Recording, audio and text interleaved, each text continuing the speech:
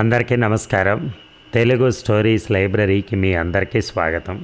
ఇప్పుడు మనం వినబోయే కథ తనదాకా వస్తే, రచన మాదిరెడ్డి సులోచన గారు.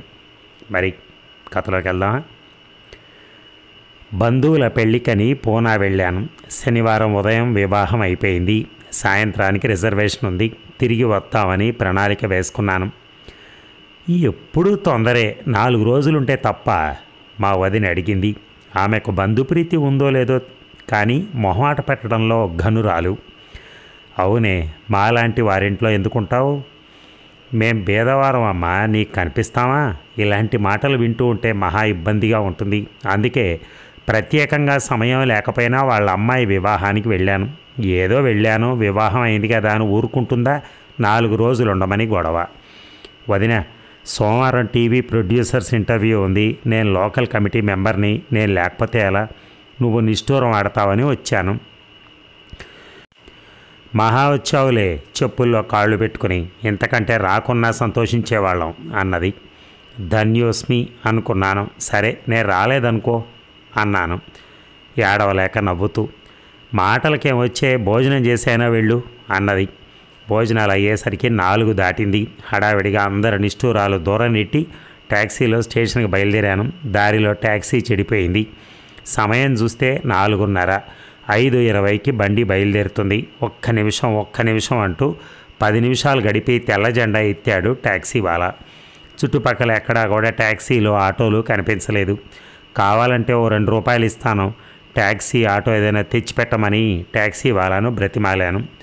అతను వెళ్ళి 5-10 నిమిషాలకు ఆటో తెచ్చాడు. బండి దొరుకుతుందని ఆశ లేకపోయినా ఆఖరి ప్రయత్నంగా ఆలస్యంగా రావచ్చన్న ఆశతో స్టేషన్కి చేరాను. నేను స్టేషన్లో అడుగు పెడుతున్నాను. బండి కదిలింది. అసహాయంగా స్పీడ్ అందుకున్న బండి వంక చూశాను. ప్యాసింజర్ ఉందంటే వెయిటింగ్ రూమ్లో కూర్చున్నాను. ప్యాసింజర్ కూడా లేట్ అట. అందులో వెళ్ళి హైరానా పడే కంటే ఆదివారం ఎక్స్ప్రెస్లో బయలుదేరి సోమవారం 5:30 గంటలకు చేరవచ్చని సలహా ఇచ్చారు రైల్వే వారు. ఆ క్షణంలో ఏది మంచి ఏది చెడు అని నిర్ణయించుకోలేమేమో.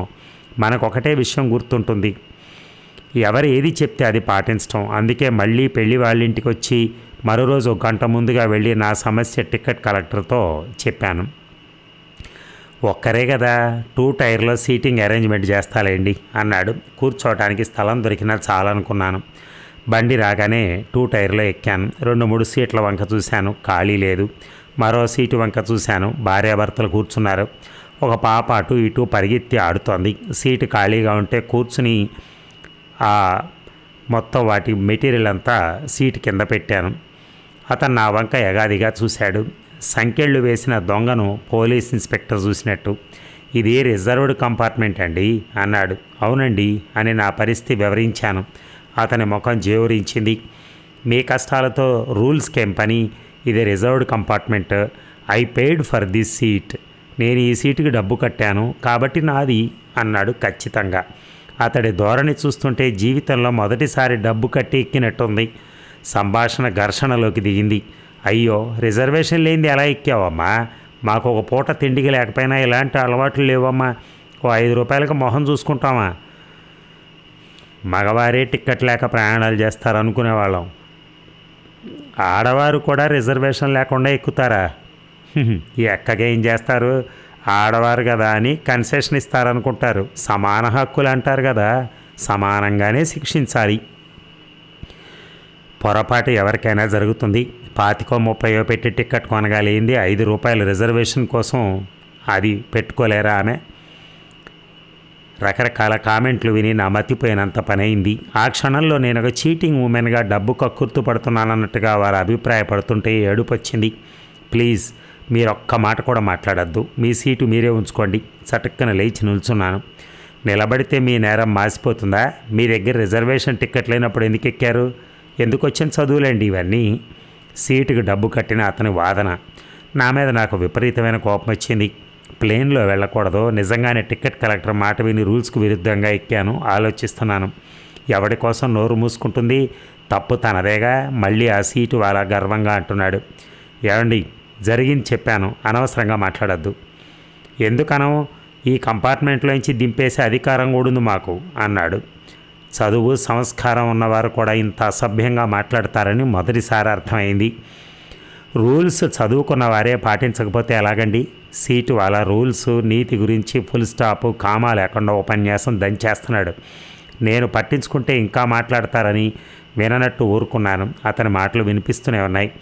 తర్వాత స్టేషన్లో దిగి రిజర్వేషన్ లేని కంపార్ట్మెంట్లో ఎక్కబోయాను. అడుగు పెట్టడానికి స్థలం లేదు. సందు లేకుండా బట్టలు పేర్చిన అల్మారాలాగా ఉంది. ఊపిరి ఆడటం కష్టం అనిపించింది. అసలు ఫస్ట్ క్లాస్లో కూడా అవకాశం లేదన్నారు. కురుడ్ వాడి వచ్చే వరకు ఎలాగో తంటాలు పడి అక్కడ సిట్టింగ్ స్థలం దొరికింది.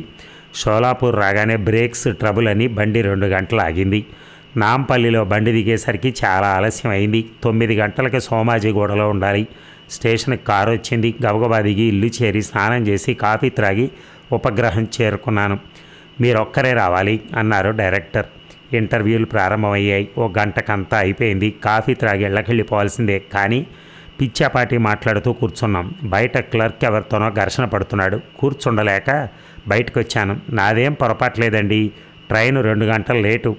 హోటల్కి వెళ్ళి బస కుదుర్చుకుని ఆదరాబాదరాగా బయలుదేరాను. ఈ ఊరు నాకు కొత్త. ఆటోవాడు ఎక్కడెక్కడో తిప్పి తెచ్చాడు. తీరా వచ్చాక కంగారులో సర్టిఫికెట్లు మర్చిపోయాను అని ప్రాధేయపడుతున్నాడు వ్యక్తి. అది నిజమేనండి. ఇంటర్వ్యూ అయిపోయింది. కమిటీ మెంబర్స్ కూడా వెళ్ళిపోతున్నారు. ఒక్కసారి వారితో మాట్లాడే అవకాశం కలగజేయండి. సర్టిఫికెట్ల కోసం అని మళ్ళీ వెళ్ళాను. చూడండి, బొంబాయి నుంచి ఇంటర్వ్యూకి వచ్చిన నేను ఆలస్యంగా వస్తానా? అతని వాదన నిజమే అనిపించింది.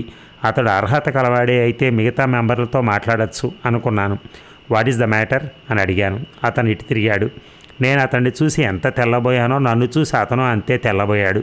అతను మరెవరో కాదు, సీటు వాలా, అంటే నిన్న రాత్రి నాతో సీటు కోసం వాదించి రూల్స్ చెప్పిన పెద్ద మనిషి. I paid for this seat అంటూ పదే పదే గుర్తు చేశాడు మహానుభావుడు. మేడం మేడం మీరా? అతను ఆశ్చర్యంగా అపనమ్మకంగా చూస్తున్నాడు. ఆ చూపుల్లో మీరే అని తెలిస్తే మొత్తం బెర్త్ మొత్తం ఇచ్చేసి నిల్చునేవాడినే అన్న భావన కనిపించింది. ఎక్స్క్యూజ్ మీ మేడం, నాకు ఛాన్స్ ఇప్పించమన్నట్టుగా ప్రాధేయపూర్వకంగా ఉన్నాయి అతని చూపులు.